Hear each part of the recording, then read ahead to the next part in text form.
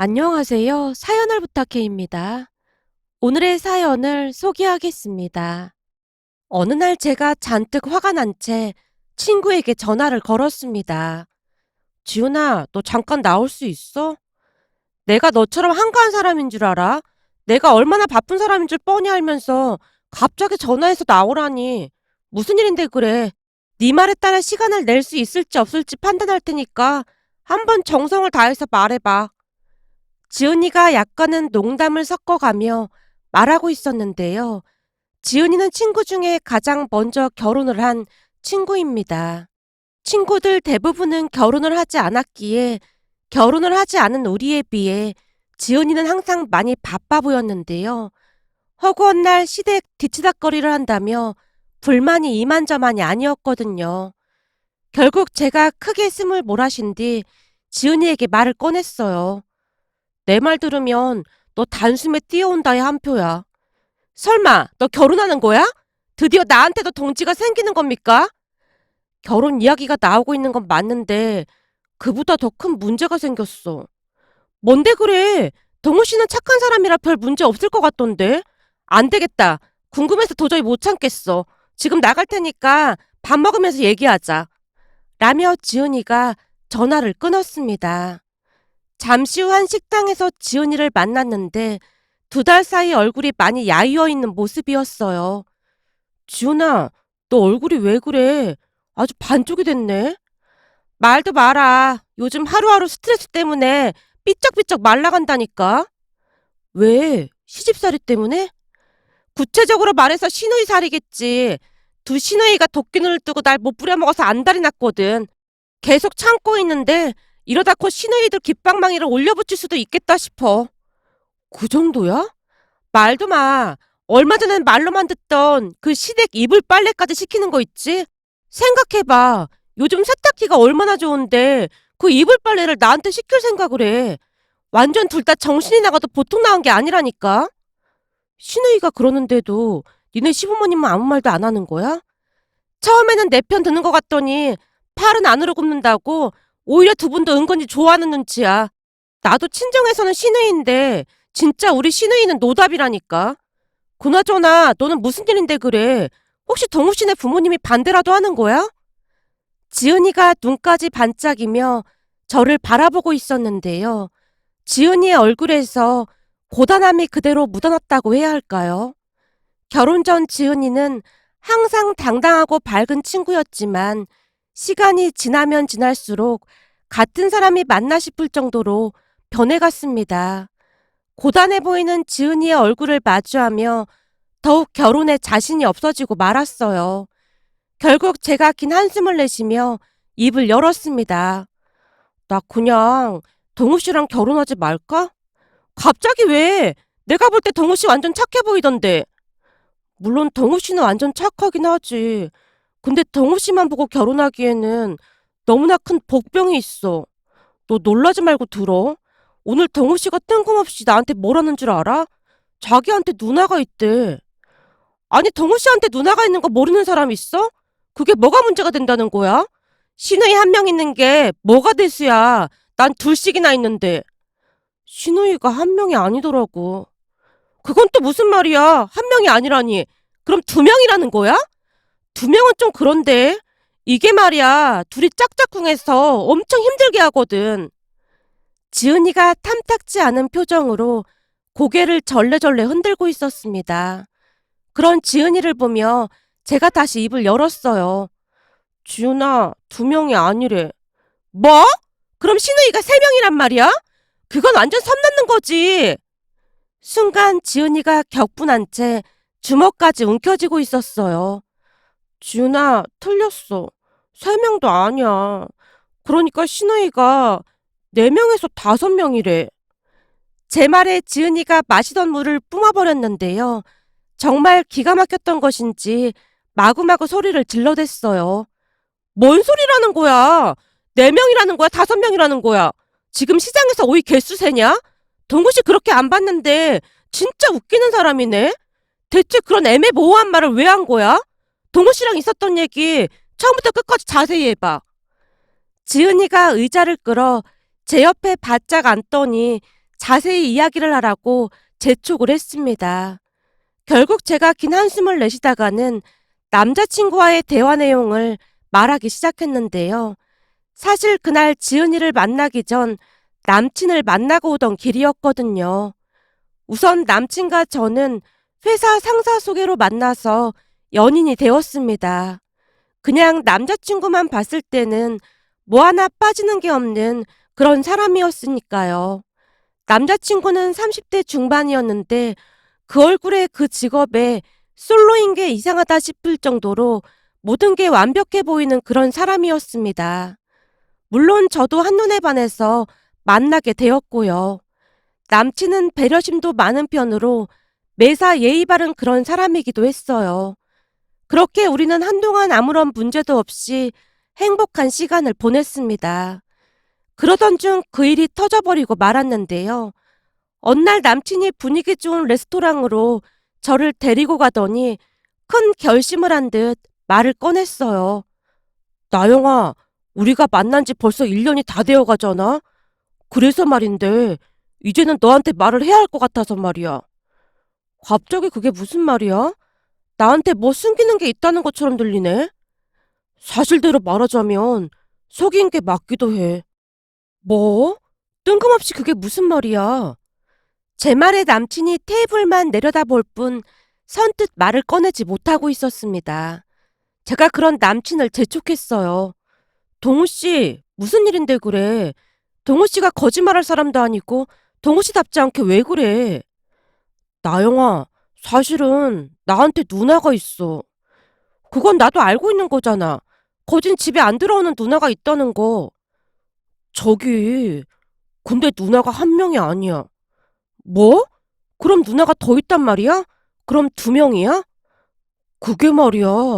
4명에서 5명? 순간 남친의 입에서 그 말이 툭 하고 튀어나왔는데요. 제가 황당하다는 표정으로 남친을 바라보다가는 물었어요. 아니, 무슨 그런 말이 있어. 4명이면 4명이고 5명이면 5명이지. 4명에서 5명이라니? 혹시 동우씨네 집안에 출생의 비밀이라든지 그런 게 있는 거야? 출생의 비밀이라니. 그렇잖아. 지금 동우씨의 말을 종합해보자면 배달은 누나가 있다는 그런 의미같이 들리거든. 이미 제정신이 아니었기에 저도 모르게 그 말이 새어나오고 말았어요. 제 말에 남친이 많이 놀란 표정으로 세차게 고개를 내젓고 있었어요. 그런 거 아니야. 단지 우리 막내 누나가 자기는 없는 거나 마찬가지니까 굳이 포함시키지 말라고 해서 말이야. 뭐? 없는 거나 마찬가지라니? 그건 또 무슨 말이야? 막내 누나가 군인이거든. 게다가 해군이라 한 번 바다에 나가면 한동안 얼굴 보기 힘들다고 자기는 없는 사람으로 치는 게 맞는 거라고 그러면서 혹시 나영이 너가 물어보면 누나가 4명이라고 대답하라고 몇 번이나 당부했어. 남친이 기어들어가는 목소리로 말을 하고 있었는데요. 너무나 기가 막혔던 나머지 도무지 무슨 말을 해야 할지 알 수가 없었기에 제가 연거푸 와인만 들이키고 있었습니다. 남친이 미안한 듯 다시 입을 열었고요. 처음부터 말 못한 건 진짜 미안해. 근데 나도 사연이 좀 많아서 그랬어. 사연이라니? 무슨 사연? 그게 소개팅을 하거나 하면 누나가 5명이나 있다는 말을 듣자마자 다들 지레 겁먹고 그만 만나자고 했거든. 그래서 나한테도 지금까지 숨긴 거야?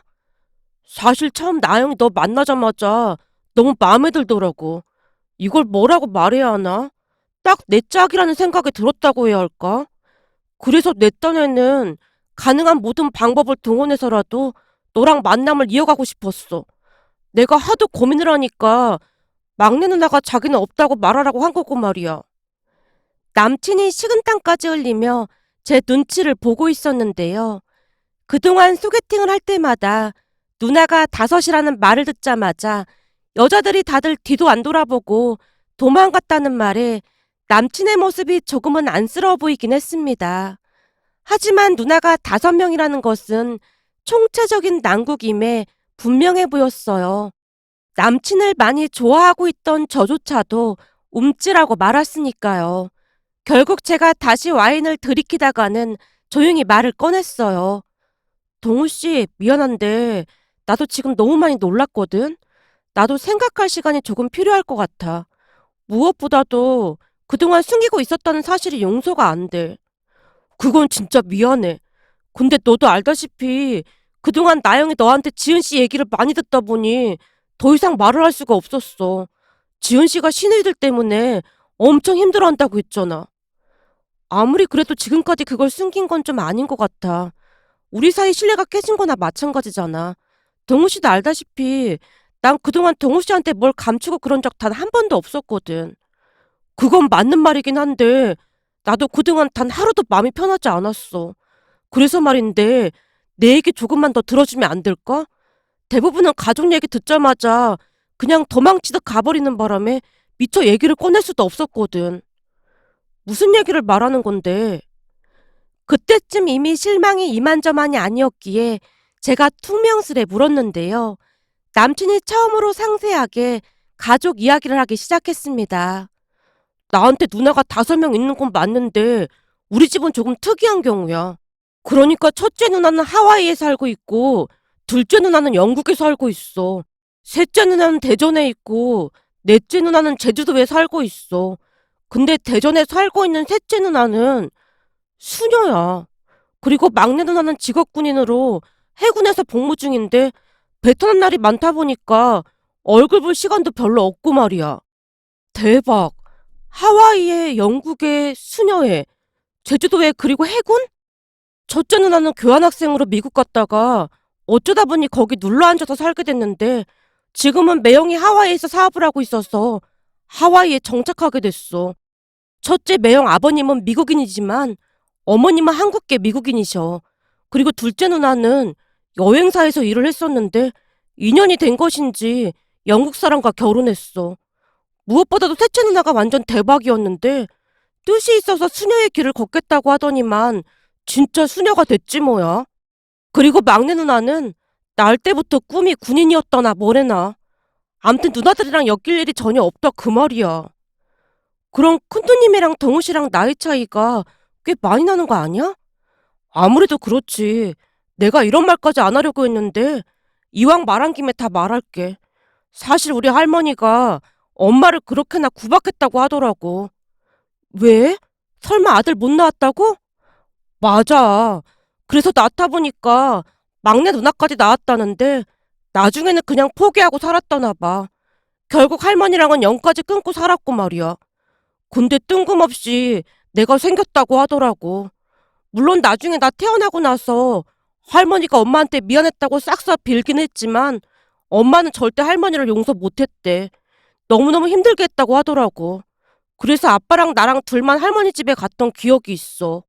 모든 사실을 털어놓던 남친의 눈에 수심이 가득해 보였다고 해야 할까요? 그동안 마음고생을 많이 했을 생각에 제 마음도 편치만 않았습니다. 그렇게 남친의 말을 다 듣고 생각할 시간이 필요하다고 말을 한 뒤 지은이에게 연락을 했는데요. 한동안 제 이야기를 듣던 지은이가 고개를 갸우뚱거리고 있었어요. 이건 상당히 특이한 케이스라 뭐라고 말을 해줄 수가 없네. 난 네가 무조건 반대할 줄 알았는데. 물론 나도 신우이가 5명이라고 했을 때는 무조건 반대하려고 했지. 근데 이건 좀 상당히 애매하네. 사실 동우 씨 말이 틀린 말은 아닌 거잖아. 난 아까 동우 씨 막내 누나가 말한 대목에서 우리 시누이들이랑은 좀 다르다는 생각을 했거든. 어떤 부분을 말하는 건데? 동우 씨 막내 누나가 그랬다며 자기는 없는 사람이나 마찬가지니까 포함시키지 말라고. 그런 것들을 종합해보면 왠지 배려심이 있는 사람 같아서 말이야.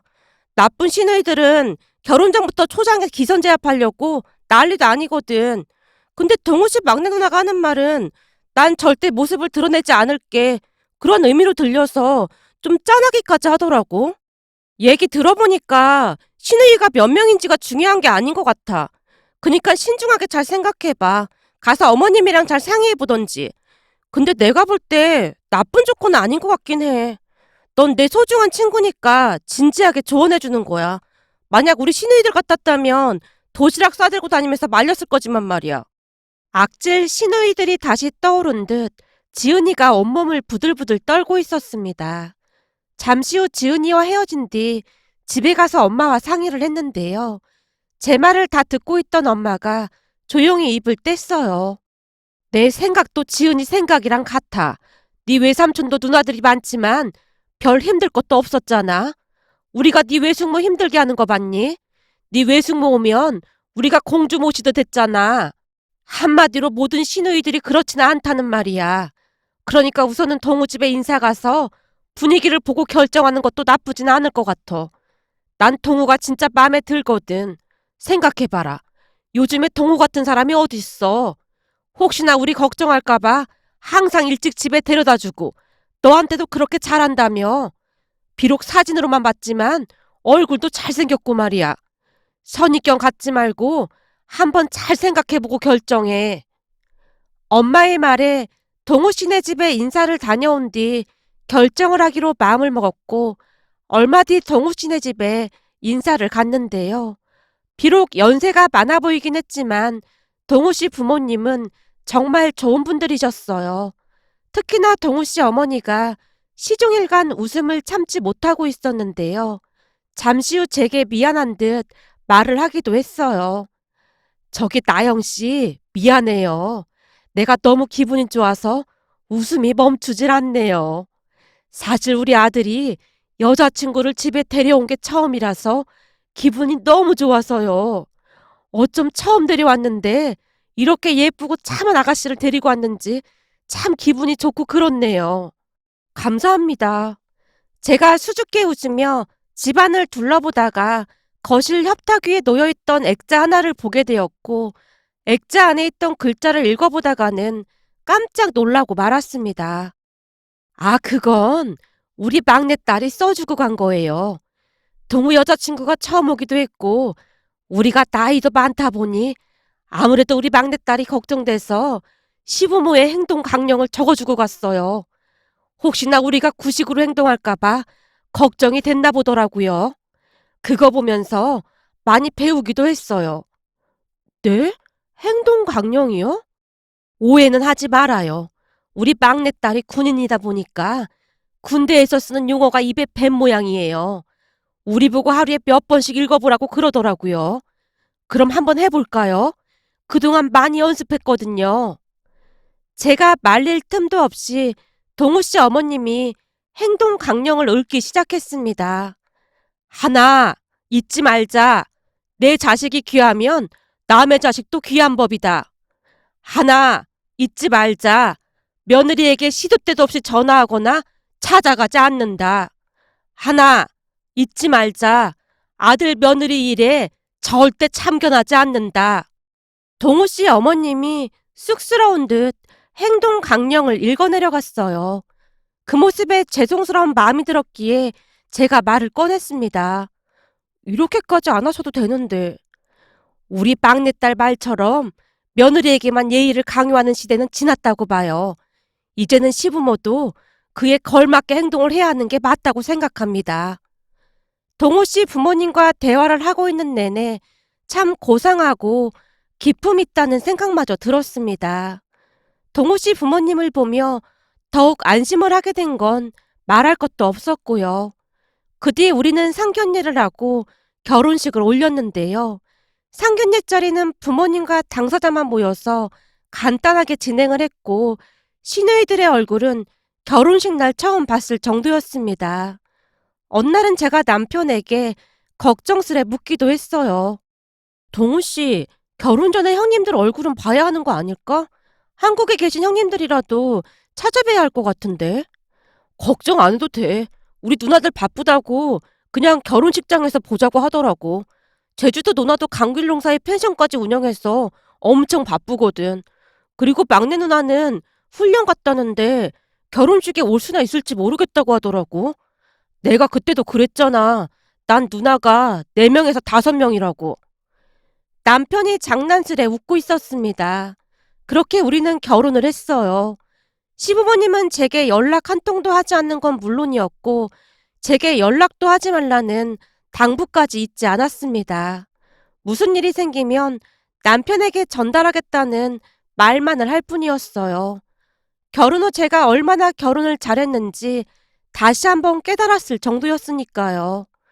정말로 시누이들은 만나는 날이 1년에 한 번 있을까 말까였습니다. 그뿐만이 아니었습니다. 하와이에 살고 있는 첫째 형님도 그렇고 영국에 살고 있는 둘째 형님도 그렇고 휴가 때가 되면 누가 먼저라고 할 것도 없이 비행기표까지 끊어주겠다며 놀러 오라고 했어요. 거기다 제주도 형님은 펜션에 방 하나는 무조건 비워놓을 테니 언제든지 내려와서 쉬다 가라는 말까지 했습니다. 한마디로 너무나 잘해주다 보니 몸둘 바를 모를 정도였습니다. 한 번은 남편과 함께 제주도 형님 펜션에 간 적이 있었는데요. 미안한 마음이 들어 제가 봉투에 돈을 담아 펜션에 두고 왔지만 그마저도 다시 보내줬을 정도였습니다. 놀란 제가 제주도 형님에게 전화를 했는데요. 형님, 제가 미안해서 두고 온 건데 돈을 왜 보내셨어요? 가족끼리 미안하긴 뭐가 미안해. 괜찮으니까 맘 쓰지 마. 올케한테 항상 고마워서 그래. 그리고 올케 감귤 좋아한다며? 앞으로 감귤은 걱정하지 마. 내가 책임질 테니까. 라는 말만을 할 뿐이었습니다. 그러다 어느 날은 양가 가족들이 모여서 식사를 하게 되었는데요. 시어머님이 활짝 웃으며 엄마에게 말을 했어요. 사부인, 이렇게 착하고 예쁜 며느리를 낳아주셔서 정말 감사합니다. 그리고 시누이가 5명이면 거부감이 많이 들었을 텐데 좋게 봐주셔서 정말 감사했습니다. 아닙니다. 제가 오히려 감사하죠. 사실 우리 친정도 딸이 많긴 하지만 옳게 생각을 참 많이 하거든요. 그러다 보니 김서방 심정이 어땠을지 충분히 이해가 되고도 남았습니다. 대부분은 시누이가 5이라고 하면 기겁하고 주랭랑을 치기 마련인데 좋게 봐주셔서 얼마나 감사했는지 모르겠습니다. 무슨 그런 말씀을요. 우리 사이 누님 같은 분들이라면 10명도 괜찮을 것 같네요. 철없는 우리 딸 예쁘게 봐주셔서 제가 오히려 감사합니다. 두 분이 시간 가는 줄 모르고 칭찬을 주고받고 있었습니다. 그 뒤 우리는 아주 행복하게 잘 지내고 있는데요. 5 형님들은 지금도 제게 너무나 잘해주고 있답니다. 며칠 전 엄마에게 전화가 걸려와서 받았는데요. 제주도에 사는 형님이 친정에 감귤을 보내왔다는 말을 듣고 예전 일이 떠올라 이렇게 글 남겨봅니다. 오늘의 사연은 여기까지였습니다. 즐겁게 보셨다면 구독, 좋아요 부탁드립니다. 고맙습니다.